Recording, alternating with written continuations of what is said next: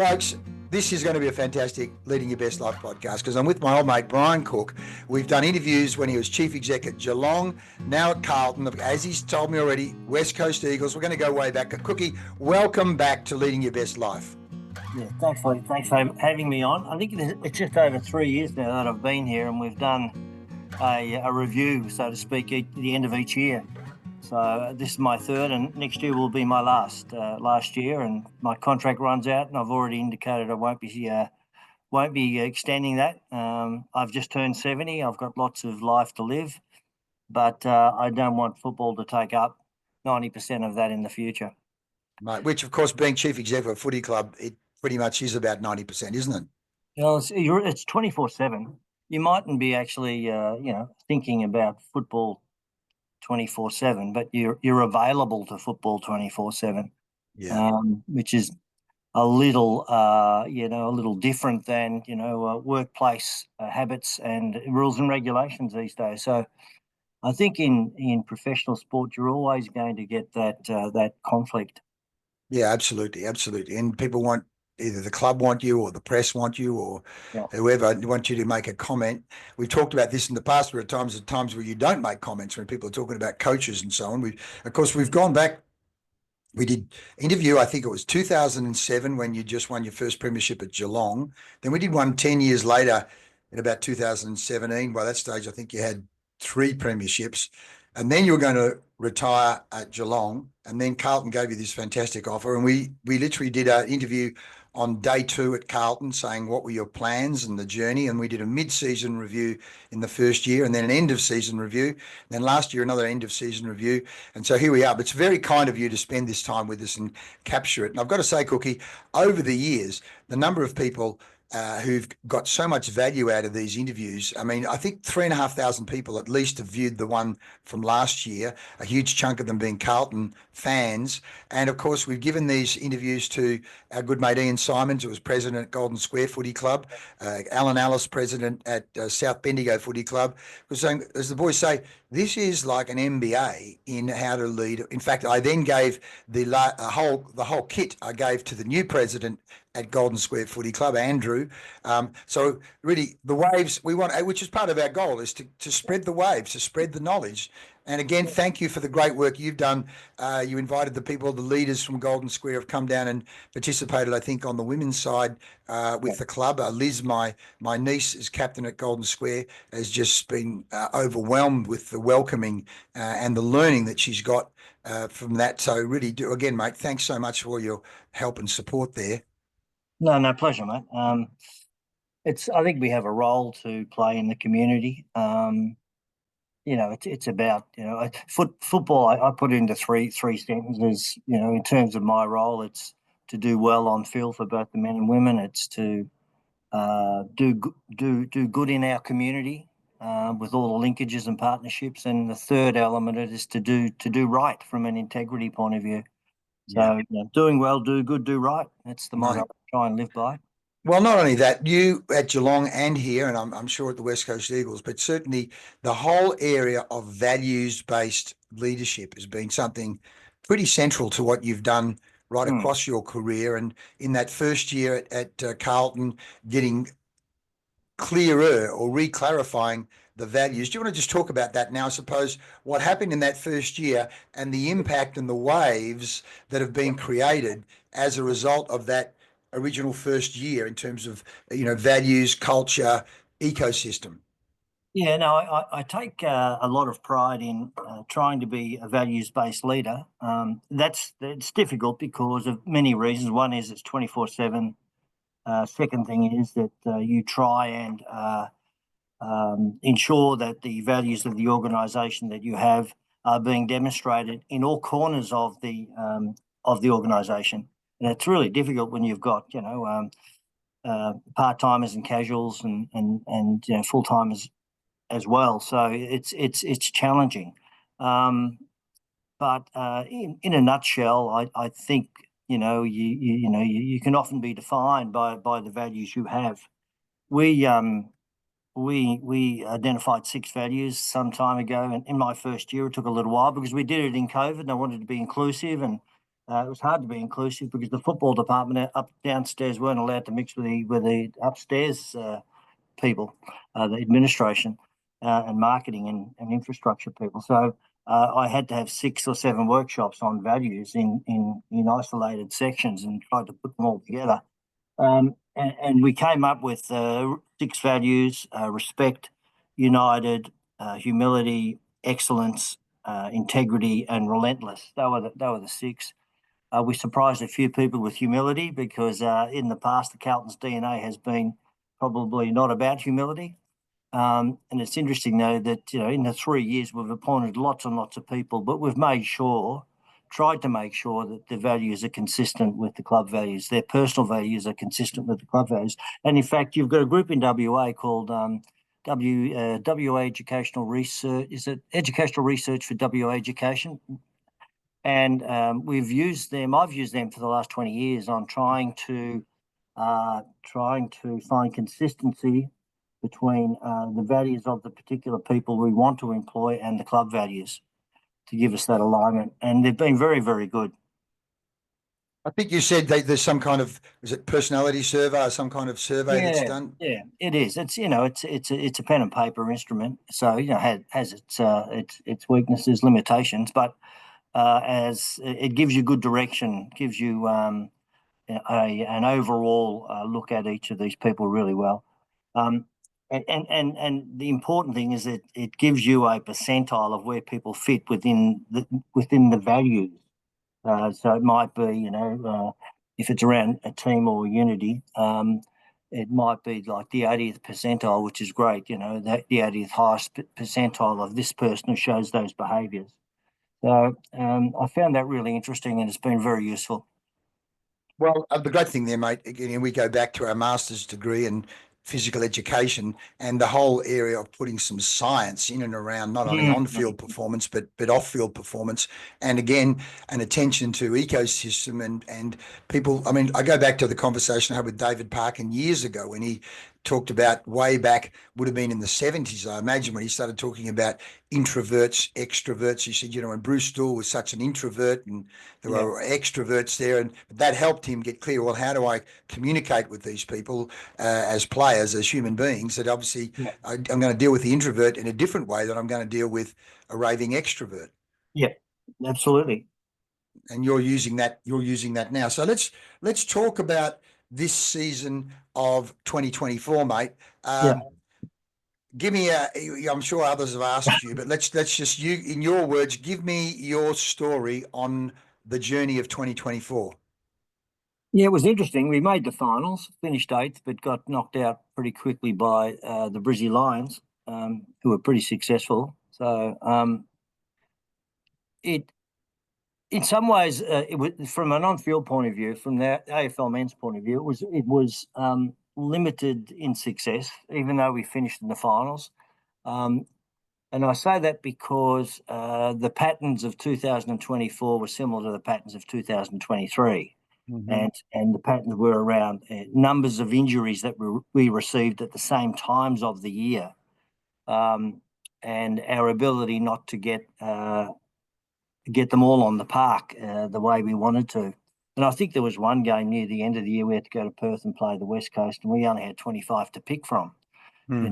So it was really difficult. So in previous years we'd had injuries as well, maybe not as much, but it did follow a similar pattern. So that sort of haunted us a bit as a footy club. But we made some changes to our high performance and medical teams over the past 2 months, and so we've introduced a great amount of speed training as well as strength training. So that's how I look at our year and say, yeah, look, we made the finals. Some people are happy, most aren't. But as a club, we achieved everything else that we set out to achieve as well. So from a holistic point of view, we were successful in A, making the finals, B, getting to 106,000 members. Our goal was to get over 105. We've got 106,000 members. We always have had an engagement target to try and reach each year, and we reached that. It was an 85, which is the average favourable rating for all of our employees and player engagement surveys. Right across football, all programs in the administration. We normally do 2 or 3 surveys per year. So the engagement survey came in at 89, Wow. which is very high. Yeah, that's sort of well benchmark standard. So in terms of those three, the three key, those two indicators, we did well. We didn't finish in the top 4. That was the indicator we didn't reach for both the AFL and the AFLW. So we're working on that. The other thing that people probably aren't aware of is that our EBITDA, that earnings before depreciation and amortisation, I nearly got that right, is it hit 8 million. Admittedly, we have 5 million of depreciation now, so the statutory profit was 3 million. But our EBITDA, and that's what we like to look at, because that basically, positive cash flow. We've made over $8 million. So it means our cash in bank now is 22 million plus. And, it gives us a war chest for things to come in the future. So that was we hit that target really well. Then we had a target around our home game crowd attendances. And we set up what we thought was a lofty target of 50,000 plus average home game. And we ended up getting 58,300, Wow. and that's the highest we've ever had. So this year there's been some historical bests, history bests for our footy club. And then the final key performance indicator is around being in the top 2 in the league for digital content consumption and engagement metrics.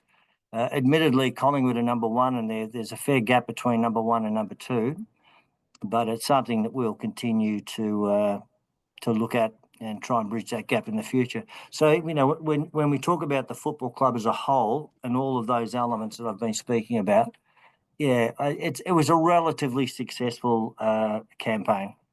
Mate, brilliant. And look, what you've talked about there, and we've talked about this in the past, is you are so clear on all of those KPIs in terms of the dashboard of the club between on-field performance. You set targets, you work towards those targets, which include, as you say, the digital content, the finances, the engagement of staff and players.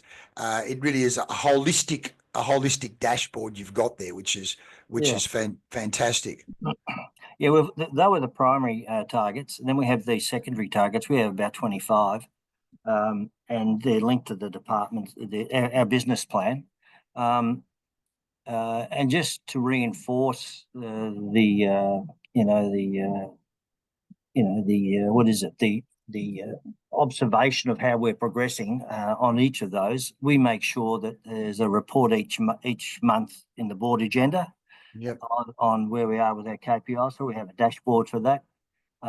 Every 3 months we have a dashboard for the other 25 secondary targets, and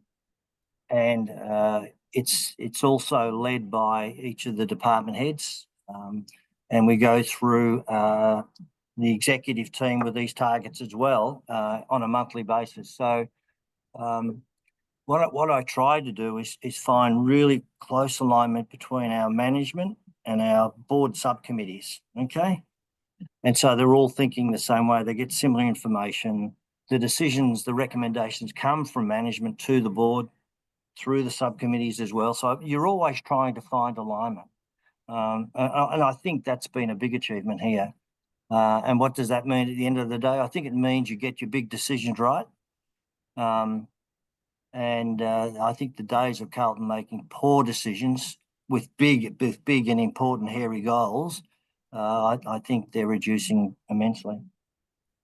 Hope that makes some sense. No, beautiful. No. Well, you know me, I love systems, structure. And I remember when you talked about this in year 1 and you found that there were a whole pile of subcommittees, you had board members involved in operational decisions, you had too many people reporting to the one person. You made a range of structural changes and I'm sure some clubs, as you say, things grow like topsy. You come in from outside and say, "Hang on, this is just not workable in terms of too many people reporting to the one person." Do you just want to make some comment about that change? And I suppose the other thing that was going through my mind as you were talking there is, without giving other clubs the inside knowledge, but in your observation of other clubs or even other clubs in the past where you've seen that kind of insanity where it's just not a workable structure, or more to the point, lacked alignment. Again, whether you want to use examples or not, but let's just talk about some of the weird and wonderful things you've seen in the past, either at clubs you've walked into. It could have been at the West Coast, could have been at Geelong, could have been at other places, or it could have just been clubs you've heard about, around the place, where you just go, man, oh man, that's just off the planet the way those guys are trying to operate. But I try and make it a habit not to be specific about clubs. I don't think it's a good idea. No, that's right. Look, I think they range clubs. They, when Carlton, when I got here, were governed, quite extensively by the board. They had 16 subcommittees, and now it's down to 5. I found that interesting. At Geelong, no, I think Geelong, we got our act together eventually, but I think you would say, Geelong, when I first started, and that's back in 1999, there was no values, no plan, no vision, injured players. So, try describing that is that, they were, without creating headlines, it was, quite disappointing. Disappointing. Well, I call it a psychosocial mess because, as you say, there's no vision, no plan, and of course it lends itself to injured players. I go back to my master's degree. There's that what's it called? There's a list of points, stress life events, and there was a whole series of studies done where players are under stress, either at the club or outside of the club. They are far more likely to be injured. So there's a link between the psychology in the club and the injuries. So when I'm seeing a pile of injuries come out of any particular club, I go, oh, something's going on there. Something's going on there at the psychosocial level, that in a lot of cases, and I remember you talking in the old days, of course, clubs were so hierarchical, the CEO or the president knew everything, or the coach knew everything, and the rest just had to toe the line, which of course it's not, we know, even if it might have worked years ago, it certainly hasn't worked in the last 30 or 40 years. So going into that, knowing what you know now, or even knowing what you knew then, it's a psychosocial quagmire, and you had to, as you say, to create clarity and alignment out of that. And of course, there's resistive forces there when you do that too, isn't there? Absolutely. And on top of that, at Geelong, when I got there, we inherited a $7 million debt at 7-8%. So it was $1 million before you opened the door, And so you put all that debt, 17%. I remember you saying the guys were rattling cans at petrol stations. They wanted to do that, to get money. We had to save the cats campaign within the first 3 months after I got there. One of the toughest things that we did at Geelong, by the way, was try and eradicate the $7 million debt quickly, and went to one bank and asked for a loan, and which was about half the $7 million, and then offer 50 cents in the dollar to the bank that we had the debt with. So there was a lot of ethical considerations then, but the amount of the stuff we had to do to survive at Geelong first year or two was unbelievable, really. Well, let's just talk about that, because I was talking to a guy this morning who's a Geelong fan, because I said I was going to be interviewing you, and we talked about, and you've talked about this in the past, but your relationship with Frank Costa as president and mentor and stabilising influence. You just want to touch on that for a second, because it is a great story. I feel really fortunate that I had so many years with Frank before he passed. He was a person who I could talk to about anything. All right, he was a confidant, and he was also my boss. He wasn't necessarily a coach to me. He was a good mentor to me, and a fantastic friend. And so, and when I went to work, every day with Frank being my best friend, my mentor, etc., it was just unbelievable for me to work with him. And we that relationship grew over the period of his presidency, which was about a decade. And there's some things you don't want to even talk to your wife about, but I could talk to Frank about it, and that was the uniqueness in our relationship, that we spoke about anything and everything. And he's probably been the only person my entire life that I've been able to do that with a particular person. I remember you saying also, because of the size of his company in comparison to the size of the AFL, he wasn't intimidated. No, not at all. So therefore he was a stabilizing, calming influence rather than knee-jerk reaction, scared of the AFL. Do you want to just comment on that? No, he was very courageous with his decisions. I'm not saying he had bravado, not at all. He would try and attract all of the evidence needed to make decisions, but he would never shy away from taking on or challenging anything that he thought was of a poor ethical nature or the values misalignment. He was a great guy. And the other thing I used to enjoy with Frank was that he would tell me about all of the people he's given second chances to. And even employers that ended up in jail and for fraudulent activity. He would give them a second chance, which I always found interesting and surprising, I suppose, at times. But I did admire him for his sense of welfare and sense of responsibility in the community. He was an amazing man. Absolutely, mate. Absolutely. So just coming back to Carlton, I mean, because I'm observing from a distance, you guys at one stage last season were well and truly in the forward. Were you even sitting second at one stage? Yeah, we were. Yeah, and then we copped injuries. Yes. And mate, I got to say, the ruckman with the blonde hair, who I can never pronounce. Tom de Conning. Yeah, what a guy who had the brother down at Geelong, or has the brother at Geelong.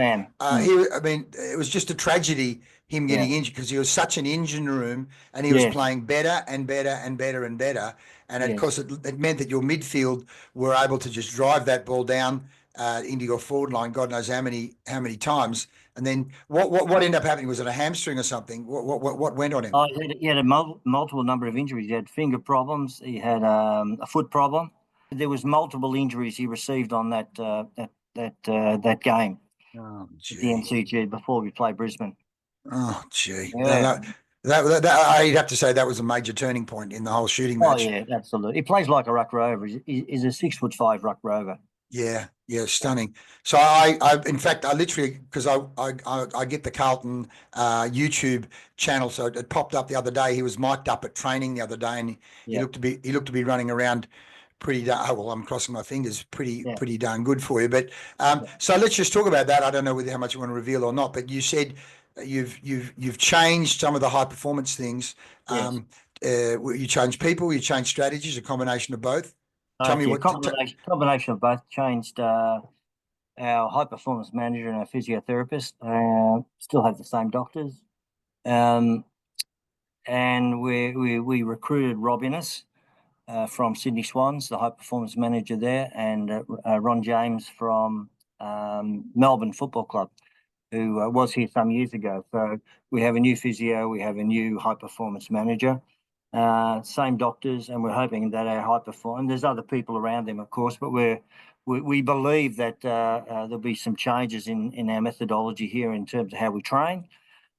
We're aiming to reduce our injuries, even within our list management strategy. We had to let go of a few players who were just getting continuously injured, and so we've made a lot of changes to try and ensure that we can get the players on the park next year. Because if we can get our all of our players on the park next year for a long time, we'll be okay. Oh, absolutely, mate. No, as you say, in fact, by chance, I was watching one of the football shows, and they talked about how deep into the list Carlton had to go to field a team, particularly close to the finals. And I think most of the people had to go to 25 or 26 player number 25 or 26 to get a team up, and you guys were down as low as like 35 or 36. Yeah, no, we're lower than that. We were down to, when we played West Coast in Perth 2 or 3 games before the end of the year, we were down to 25. Yeah, I only had 25 available, but I think they're talking in terms of the quality, or how deep into the list you had to go in terms of getting juniors, or guys Yeah. that were really still Oh, apprentices. getting down to we got down to number 40. Yeah, crazy. Whereas they said the others were sitting at 25, 26, maybe Yeah, 28. So Carlton were way behind the eight ball, which, as you say, on that KPI, it's like, okay, how do we not make that happen in the future, as you say? Right. Yeah, yeah. And You're reducing that problem. Yeah. Now, in one of the other interviews, we spoke about Michael Voss. You've talked about him as a fantastic man manager.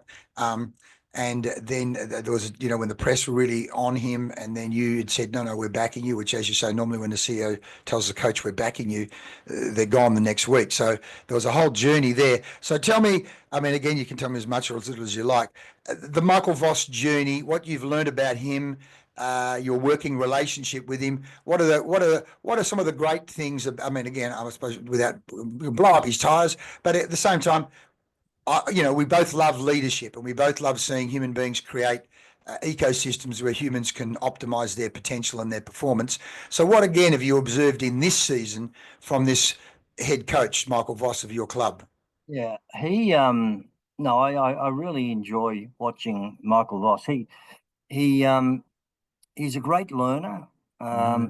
He he's a very curious person.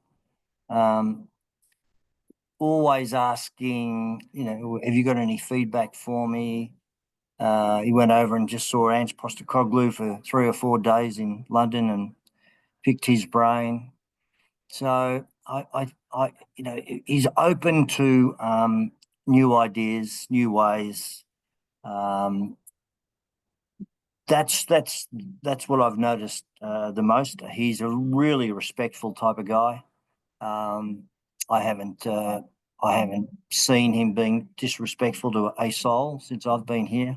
He has great humility, and it's something that he brings to this club, is that humility. And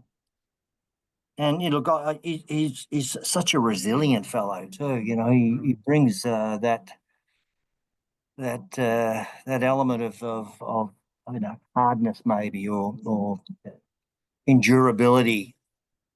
His ability to work hours from, usually the first in the gym at 6 a.m. and he's normally the last out. He has this ability to do those 15-hour days, which I don't recommend to everyone, but he sort of does that without as part of his normal life. It's not as though it's an exception. It's part of he's a full-time coach. He's a 24/7 coach. There is no doubt. Yeah, right.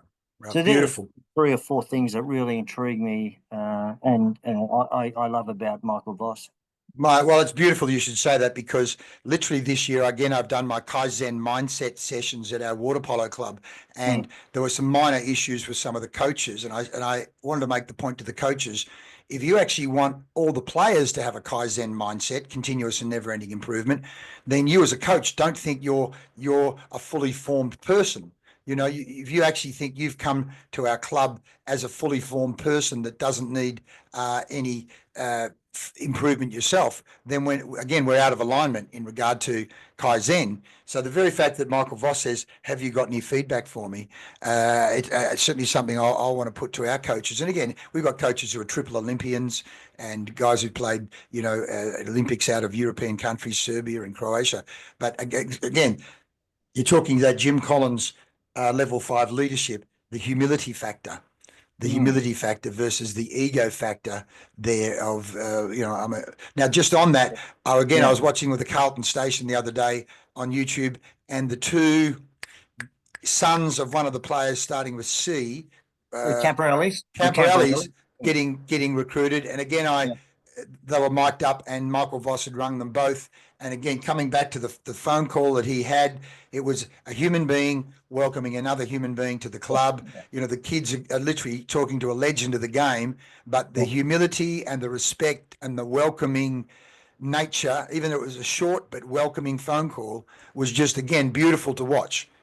Yeah, no, he does that really well. He also has a view that he should speak to his players at least once a week individually. Uh, Nice. yeah, and so they get a fairly good understanding of where Vossi sees them and whether they're going to play, on the weekend, all those sort of things. So I admire him for that. He has this habit of walking around Icon Park on the outside of the park with a player or two every before or after training sessions. Nice. And so he does the upkeep. It's and sometimes we get a bit tired of the upkeep. The constant meetings with people and the routine and the monotony of it sometimes. But he's kept very motivated through it.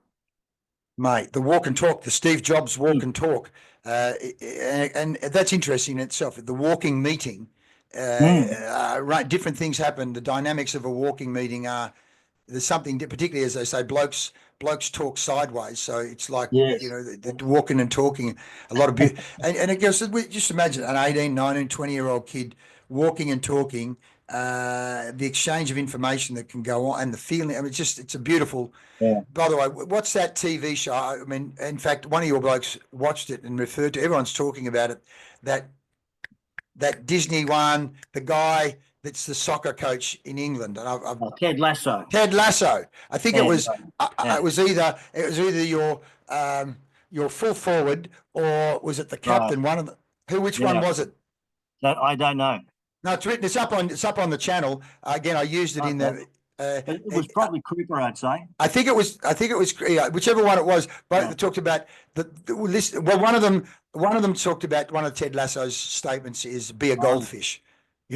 When something goes wrong, learn from it, move on, forget about it, not dwell on it, ruminate on it, uh, and of course, all throughout that the footy industry, we've had the coach of Brisbane Lions said used it a bit. The guy at Collingwood used it a couple of years before that. I mean, again, you and I have talked about this, that social psychology, almost the love factor, the humility factor, the attitude factor, and again, they talk about believe, and it's a fantastic show, a great teaching show for coaches and leaders and teachers and players. And of course, the no dickhead factor as well. How do we deal with people who get a little too big for their boots? What's the story? In fact, just on that, without you can or cannot use people's names if you want to. Again, we talked in the past about Steve Johnson getting the feedback down at Geelong. We talked about Gary Ablett getting the feedback at Geelong. Cameron Moody getting the feedback at Geelong. Over the years, that no, which was Sydney Swans kind of, I think, made it famous. How do we deal with people when their egos are just a bit too big? What's your experience of that? yeah. No, I think receiving feedback is giving and receiving feedback is difficult for both sides, particularly if it's challenging feedback. Mm, I think even in today's world, I think that people young players are a little bit more emotional than when I went through.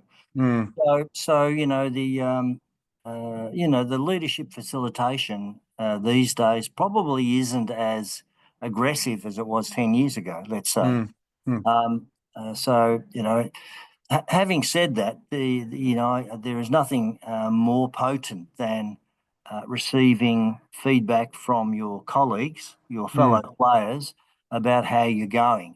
And I think that is, and having some sort of baseline you compare yourself against, whether it be a set of values or a set of performance metrics. So for me, it's still, the whole player leadership facilitation. It still has a lot of mileage and a lot. There's a lot to learn and a lot to be gained from having a good player leadership group. B, teaching the not only the leaders but the other kids, the other players in the club about how to give good feedback. Right time, right place, right way is a motto we tend to try and use. Because it does make a difference. It really does make a difference. And I've seen it in my years. Leading team started it a long, long time ago. Sydney took it up. Then they had a competitive advantage, I think, by doing that. And then before you knew it, all 18 clubs had leading teams doing, their player leadership facilitation. So, which is interesting. I think their model is still a good model. Some people say it's a little bit outdated because the feedback is so direct and challenging. There is a belief that at times it can be offensive. But if we can teach our younger players when they first get here that feedback's important, it's got to be done in the right way, right place, right time, and be trained around that. I think over time they can be very challenging teammates and very useful teammates. Yeah, absolutely. Which again is part of I gave each of the kids a Kaizen card with 4 questions on it. What did I do well? What can I still do better? I can't remember what the 4, but one was, what am I grateful for today? What do I need to specifically work on? I wanted to get them focused on deliberate practice so that at each session, I'm concentrating on a particular skill or tactic, in this case, water polo. But interestingly, I dug up that Lachie Neale literally visualizes the night before what he's going to work on in the next main training session, so that he visualizes it. And then, of course, I then found that Michael Phelps and a whole range of others did the same. The power of visualization, and because Lachie Neale talks about going out on the ground before the game and literally sitting and going, how am I going to play this space today? How grateful am I? So he's putting himself in the right frame of mind, which I still think, and you and I talked about this a couple of years ago, that it's still an underutilized skill. In fact, even Lachie Neale talked about it. He said, I still think players are still underutilizing the power of the mind in maximizing their performance. Do you want to make a comment on that? Oh yeah, look, I think well, from my point of view, when we talk about people who can teach those skills, that's pretty important, and it's important that we get high performance psychologists, not simply necessarily well-being psychologists, if that's the right way of putting it. People that focus specifically on high performance in sport, from just mental well-being. And there's we've got one in the AFL and one in the AFLW. We have 2 high performance psychs that they really assist, and it's something that I've noticed here in particular, that they can have a lasting impression. Absolutely. I'm thinking immediately, mate, of Harry Mackay's kicking, mate, for a start. I don't know who got to his head, but he's kicking this year. And again, I think I talked about Andrew, was it Andrew Lloyd? I keep forgetting the guy, the Essendon guy, Andrew Lloyd, how he had used both a psychologist and a biomechanist and video. So he said both the physical, what was I doing with my body, but at the same time, what was I doing with my mind to improve my kicking? And whatever you guys did with Harry Mackay this year, it's just beautiful to see.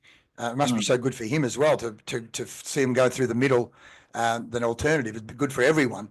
So that's whatever you've done transformation-wise, their strategy-wise, pat whoever on the back, help with that. I think it's obviously him doing the work to make it happen is a beautiful thing. Yeah, mate.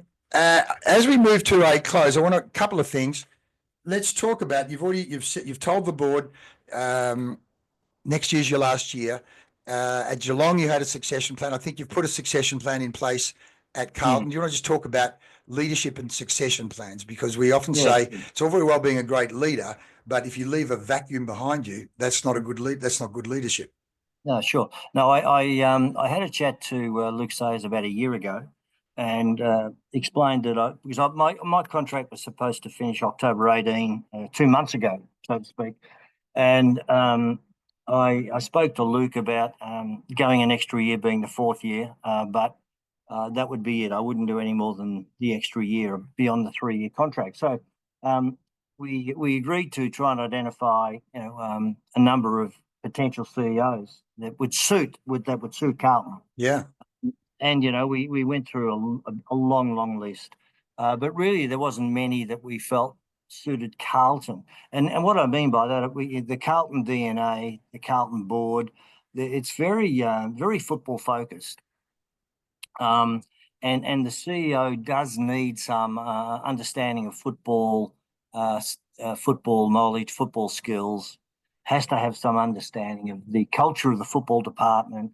And so whoever we were going to get, it was going to be someone who had a long history, let's say, or some history, but certainly an understanding of the football culture, high performance, the psychology in football, all of those things. We eventually Luke approached Graham Wright, who was the general manager of Collingwood on a sabbatical, so to speak, over in Europe, and he was keen to consider that. And more recently, 6 months ago, he indicated he would like to come on board as the potential successor to me, and we appointed him as deputy CEO. He's been here 2 months now, and he'll take over from me in October next year. And so it's been pretty seamless. You always have issues around internal candidates who want to be the CEO, but we manage those really well. So we've got the right person. And so right now he is shadowing me for most days, just about every day for a certain part of the day. And he's concentrating on the non-football areas, but also providing advice in the football area. So it's the best of both worlds. So the succession plan was put in place nearly a year ago between Luke and myself, the president and myself. And of course, we had to bring all the board in when we got down to the important parts of signing contracts and trying to appoint people, I suppose. But it's worked out well. And Graham is, he's a guy with a lot of humility. We're trying to continue to attract leaders with great humility. So we'll have a CEO with that. We'll have a senior coach with that. And it goes from there. Mate, level 5 leadership, mate, level 5 leadership. Yeah. And not only that, mate, I'm thinking as you're talking, there's a PhD on Brian Cook and his style. If he goes back through the Geelong interviews and then the Carlton, he's got an encyclopedia you can just pass on to him from all these interviews we've done over the years. It's all there. He saves you talking. So, mate, look, I'll talk to you in 3 days' time. Just watch this. Yeah. That's one way of doing it, mate. Fantastic. You could wrap up the 3 years and all interviews into one vid. I've done that. But you mean it's just like becomes 2 or 3 hours? No, you got to get it down to an hour, mate. The whole thing. I need to get someone else to edit it. That level of detail is not I've got to play to my strengths, mate. I can Yeah, you're right. Probably you're right. I need to get an editor to cut it down. Go, what are the good points in there? I can certainly not use artificial intelligence on it. That's for sure. No. Mate, let me just ask you these things now. Here we are, 2024. What motivates the almost 70-year-old Brian Cook, and why? Yeah, now people ask me that, and I sometimes vary the response. I've always had this urge to be successful and to be better, to get better. It drives some people up the wall. I know that, but I can't. It's a natural motivation and inspiration I have, that when I see something, I want to fix it, and then when it's fixed, I want it to grow. Yeah, beautiful. So that's. I always thought I was simply a fix-it man, and I was, I did fix up a few orgs, and I consulted with a few organisations that I fixed up as well on top of the football, but more, in the last decade or so, I've been involved in more the growth element as well. I'm not as good at growth as I am at fixed, but that's the reason I do it is I just want the people that I'm with and the teams that I'm with and the clubs that I'm with to just improve, just keep improving. And at Carlton, that's what's happening. We're a much better club now than what we were 3 years ago. Yeah. We haven't had the success on field that we wanted, but we've made the finals 2 out of 3 years. And we have a strategy, and we'll stick to it, I hope, of getting more kids through the draft and keeping the high-end players. And over time, we'll eventually get there, But it's this urge that I have, this dissatisfaction at seeing nothing grow. I couldn't do that. I couldn't work in a place where there wasn't positivity or expected growth. Beautiful, mate. That's a T-shirt straight away. Positivity and expected growth. I like that. I'm just thinking as you were talking then, you know me, I'm watching you guys on a Friday night or whenever the games are on, and you'll get a text from me after the game because I even take photos of you in the rooms afterwards, and you are like a 13-year-old kid after a win. You are jumping around and you're patting people on the back, and I can just see. I mean, that's quite visceral. I mean, you know, whether you're 13 or 70, which is why people, of course, love being in those rooms after a win. There's something quite beautiful and magical in the. Let's talk to me about how you feel after a win in some of those fantastic games that have gone on, even last season. Oh no, I love winning. I love winning. I love making money. For me and the club. Yeah, Uh, and there's nothing more that turns me on than those two things, you know. yeah. You know, of course, and people growth. So, you know, yeah. It's for me. It's you know, you got to celebrate and recognise the wins when you have them. Yeah. Whether that be, you know, you achieve a KPI or, you know, someone achieves a 20-year service recognition at the club. You've just got to celebrate the good things Yeah. because, you know, if you don't, it's an opportunity that's gone by. With every milestone that's met, you can actually take advantage and leverage so much off that with the rest of your staff. Whether it's a personal recognition of a particular staff person, whether it's a team that's won a game, and how they've done it, you know, there's a story to be told on a lot of that stuff. Absolutely. Well, we say you've got to reward the behaviour you want repeated. So Yeah, there you are. Celebrate the good things, leverage the milestones. What a great lesson that is straight away. yeah. Mate, let's talk about the future. We don't do that enough, mate. We actually don't do that enough. Still don't do it enough, even though you're quite conscious of it. It's so important. I mean, again, we're coming back. We talk about the metaphysics or the energy. You talked about positivity. Sometimes organisations put in place a CEO who's come out of the finance department, which you know it seems quite logical. Let's put the CFO in as CEO, and all of a sudden they think it's just all about the spreadsheet. But in fact, the guy who was head of Volcom at one stage said, "My job as CEO is to manage the vibe. If the vibe's right, others can then look at the systems and structures." But the energy factor, and that's partly what you're talking about there, is the celebration. The wins come a bit Ted Lasso in that regard. It's that energy and vibe factor. Yeah. Oh, look, I think each CEO has a uniqueness, or could have if they wanted to, and just it's a matter of working out what your personal brand is and what you stand up for and what you want to be like in 10 or 15 years' time. But if someone said to me, what's your purpose as a CEO at Carlton? I would say to be the keeper of the culture.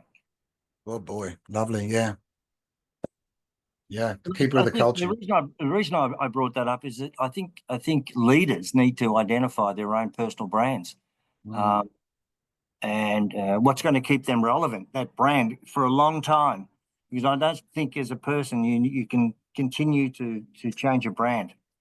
I think you need to be known for something and stand up for something, and it's usually a set of values. Is my opinion. Yeah, brilliant, mate, brilliant. The keeper of the culture, I like it. Let's talk about the Brian Cook future then. As you say, next year's CEO. What does the future look like for you, mate, in terms of next year and beyond? Yeah, no, I finish October next year, and at this stage, I have nothing planned apart from maybe me having a rest for 2 or 3 months, because I've been doing it 40 years in a row now as a CEO. So you know, it takes its toll. There's no doubt about that. I have nothing planned. I've been approached for a couple of things like boards, but I've actually said to them at this stage, no, I'm not going to consider it seriously. So I'm not sure. Oh, well, what about the swimming and health? I mean, let's Sure. just start with your swimming and health. What is you love your little trips to Europe, swimming around those islands. Oh, So yeah, tell no, me about your swimming and health. Yeah, no, I still do that. I'm still swimming about 5 times a week in the ocean. It's pretty cold down here and not as bad up where you are, mate. So I do about 2 or 3 Ks in those five sessions. Normally 2K, depending on how cold the water is. So my health is okay. You know, I've had a couple of blood infections the last year or so. That's knocked me around a bit. I'm not sure. The surgeons aren't quite sure how it's all been picked up, but we've done some testing on that. So health is okay, mate. Yeah. Yeah, good. Keep the swimming up, mate. We know it's mind, body, spirit, ocean. In fact, only 2 days ago, I did an interview with Andy Donaldson, who is the swimmer that has got the world record now for the Ocean 7, which is English Channel, Rottnest Swim, Wow. Cook Strait, between Ireland and Scotland, Yeah. Portugal and Morocco, and the combined time was 1 hour faster than the next person. So he's a superstar. But again, talking about, but the bottom line being the power and value of swimming in that ocean each day regularly in terms of mind, body, spirit, health, well-being. Let alone the coffee chat afterwards. And the laughing and the banter that goes on afterwards. Yeah, we've got a couple of groups down our way. One in Torquay that we do that. One in Brighton. Yes. Whether I'm down in Torquay or in Melbourne. No, you swim with Ingleby, and our mate Ingleby Dixon in either of those places, and then Bruce Simons is down there somewhere, and Bondi, all the Jan Jack guys there, all my old mates from Jan Jack are at what's that called? Cozy Corner in Cozy Torquay. Corner, mate. Yeah, in Torquay, beautiful place to swim. I got to get back there. I've got a big summer of training. I've just got a paddler for the 25K. Only 2 days. So I'm going to do. One of the women who in our pod squad was one of the first Black Hawk helicopter pilots in the Australian Army and played rugby for Australian women. You can imagine she's tough. And she looks at me about a year ago and says, Farnell, 2025 in 2025. And I went, what are you talking about? She goes, we're doing the 20K, and then 3 weeks later, we're doing the 25K. And I went, and I said, well, you might be. She goes, no, you are as well. I've just gone, and because I wanted to go into reverse gear. Then I thought about it and went, well, hang on. If I hang out and train with these people enough, I'll probably do it. No, so it's the ecosystem, the power of the high performance ecosystem. That's a huge challenge for you, Leigh. So I hope you make it, mate. Between training and crossing of fingers, the two should work, mate. And the world of delusion, where I still think I'm 18, that helps as well, Yeah, well, I get that. Yeah, delusional mindset, indestructible.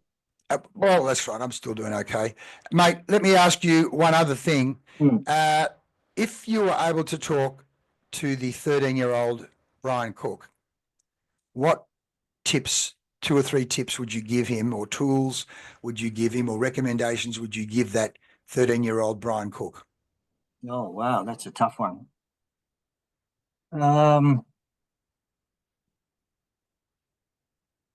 What would I say to myself at 13 that I know now? Gee whiz, to lead your best life. Yeah. Lead your best life. I would say,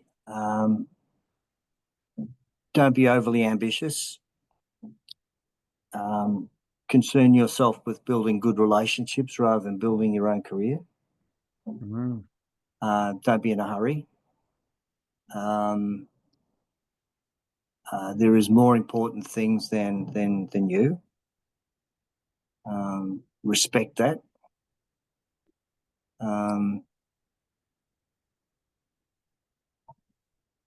They would be the 2 or 3 things that stick out. And don't be in a hurry. Have some patience. You don't have to achieve everything so early, which I achieved a lot earlier with the Eagles and so forth. But I was also very, very ambitious. Yep. Well, funny you should say that. An email came through the other day, a guy telling a story about a Zen master, and the student says to the Zen master, how can I achieve mastery quickly? And how long will it take? And the guy said, well, it'll take you 10 years. He says, but are there any shortcuts? Is there any way to fast track it? Any way to go faster? How long will it take if I found shortcuts? He said, 20 years. It'll take you 20 years if you're looking for the shortcut, as you say. That's the great Mick Malthouse, rip off. What do you say? Yeah. The ox is slow, but the earth is patient. People said, that's right. Malthouse is like a Zen master. No, he's read it somewhere. Memory. Oh, no. I'm a bottomless pit of information that makes no money. No, I'm okay. We've got some great clients coming through it. They're really great people, mate. I'm going to just reflect back some of the great points we've talked about here. We talked about highlights, lowlights. We talked about the dashboard, as you say, the EBITDA, 8 million, 22 million, 106,000 members, 89% engagement factor, 58,300 in terms of crowd sizes. The power and importance of values-based leadership. And obviously you've looked at the patterns of last year and made corrections already in regard to what needs to change. We talked about the science of recruiting and recruiting people that fit the values, using that great work you've done, as you say, for 40 years with the WA research education people. The coach as a great learner and being curious. Have you got feedback for me? What a great question. Great Kaizen question. Being respectful, humility, resilient, hardness, first in, last out. Beautiful, mate. And you talk about player leadership facilitation. Player leadership facilitation. Beautiful, mate. And of course, we touched on Frank Costa and him. Humility, leadership, second chances, building relationships. You talked about that there. Teaching our younger players how to give feedback in terms of the right place, the right time, in the right way. Super critical. The Carlton CEO DNA, very important. And you, as you say, CEO, the keeper of the culture, mate. Absolutely beautiful. Celebrating the good things, leveraging those positive milestones. I see something and want to fix it, and then I want to see it grow. Oh, mate, that's a Brian Cook t-shirt. I can see that right there now. Mate, is there anything we haven't spoken about you'd like to say before we wrap up? No, I think we've covered a fair bit, and it's been a pleasure to be interviewed by you 3 years in a row, mate. So thank you. Right. One more capturing some beautiful things. One more to go. So I'll stay in touch. I'll harass you via text or calls. And by the way, thank you again for donating that signed Carlton jumper to my brother's funeral. It was just fantastic, mate. And as I say, we're going to use that to raise money for the 3 charities, the Swim for Empowerment, Neuromuscular WA, Youth Futures, and Meetings for Minds, the mental health people. So thank you so much. I love the words from the Indians, mate. Namaste. Namaste. You're doing good in the community, my friend. Correct, mate. Thank you very much, mate. I'll stay in touch. Thanks, Brian. All the best. See you, mate. Pleasure. Bye-bye. Bye.